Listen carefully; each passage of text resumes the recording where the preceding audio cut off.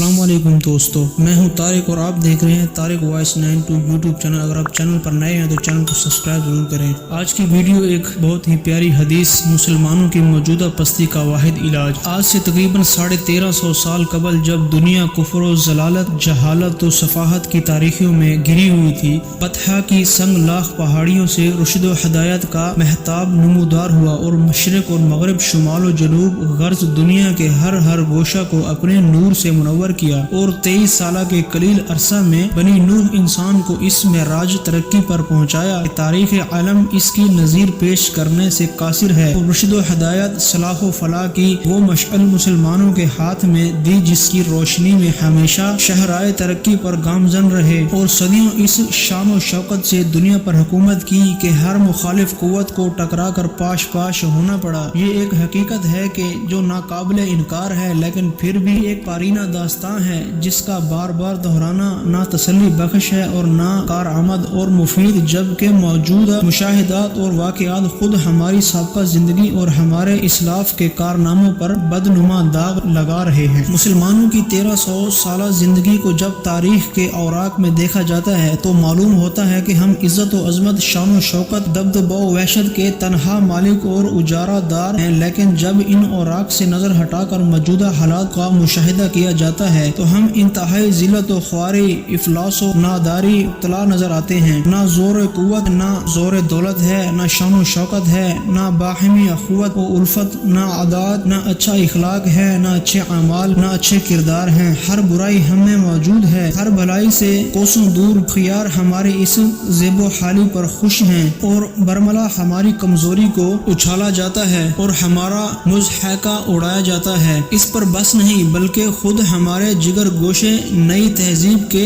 دلدارہ نوجوان اسلام کے مقدس اصولوں کا مذاق اڑاتے ہیں، بات بات پر تنقیدی نظر ڈالتے ہیں اور اس شریعت مقدسیہ کو ناقابل عمل، لغو اور بیکار کر دیتے ہیں۔ عقل حیران ہے کہ جس قوم نے دنیا کو سیراب کیا وہ آج کیوں تشنا ہے، جس قوم نے دنیا کو تہذیب و تمدن کا سبق پڑھایا وہ آج کیوں غیر مذہب اور غیر متمدن ہے۔ رہنمایاں قوم نے آج سے بہت پہلے ہمارے اس حالت زار کا اندازہ لگایا اور مختلف طریقوں سے ہماری اصلاح کے لیے جد و جہد کی، مگر مرض بڑھتا گیا جو دوا کی۔ آج جبکہ حالت بد سے بدتر ہو چکی اور آنے والا زمانہ سابقہ سے بھی زیادہ پرخطر اور تاریخ نظر آ رہا ہے، ہمارا خاموش بیٹھنا اور عملی جد و جہد نہ کرنا ایک ناقابل ترقی جرم ہے۔ لیکن اس سے پہلے کہ ہم کوئی عملی قدم اٹھائیں ضروری ہے کہ ان اسباب پر غور کریں جن کے باعث ہم ان ذلت و خواری کے عذاب میں مبتلا کیے گئے ہیں۔ ہماری اس پستی اور انحطاط کے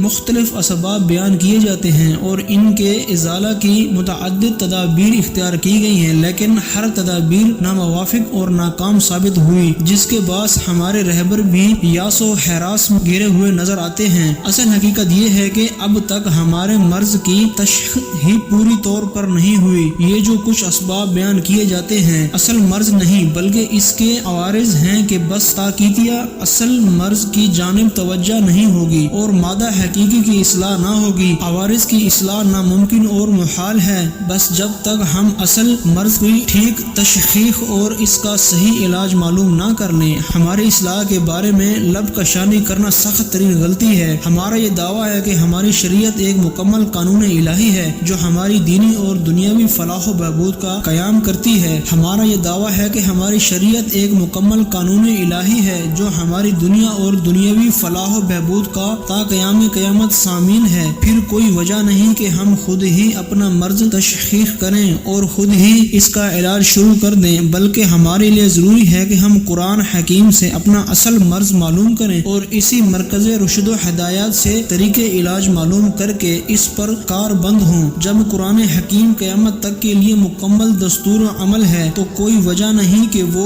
اس نازک حالت میں ہماری رہبری کے قاصر رہے۔ مالک ارض و سما جل و علا کا سچا وعدہ ہے کہ روئے زمین کی بادشاہت و خلافت مومنوں کے لیے ہے۔ وعد اللہ الذین آمنوا منکم وعملوا الصالحات لیستخلفنہم فی الارض۔ اللہ تعالیٰ نے وعدہ کیا ہے ان لوگوں سے جو تم میں سے ایمان لائے، انہوں نے عمل صالح کیے، ان کو ضرور روئے زمین کا خلیفہ بنائے گا اور یہ بھی اطمینان دلائے گا کہ مومن ہمیشہ کفار پر اوپر غالب رہیں گے اور کافروں کا کوئی یاد و مددگار نہ ہوگا، اور اگر تم سے یہ کافر لڑتے تو ضرور پیٹ پھیر کر بھاگتے، پھر نہ پاتے کوئی یار و مددگار۔ اور مومنوں کی نصرت اور مدد اللہ تعالیٰ کے ذمہ ہے، اور وہی ہمیشہ سر بلند اور سرفراز رہیں گے، اور حق ہے ہم پر مدد ایمان والوں کی، اور تم ہمت مت ہارو اور رنج مت کرو، اور غالب تم ہی رہو گے اگر تم پورے مومن رہے، اور اللہ ہی کی ہے عزت اور اس کے رسول صلی اللہ علیہ وسلم کی اور مسلمانوں کی۔ مذکورہ بلا ارشادات پر غور کرنے سے معلوم ہوتا ہے کہ مسلمانوں کی عزت و شان و شوکت، سر بلندی، سرفرازی اور برتری اور خوبی ان کی صفت ایمان کے ساتھ ہے۔ اگر ان کا تعلق خدا رسول صلی اللہ علیہ وسلم کے ساتھ مستحکم ہے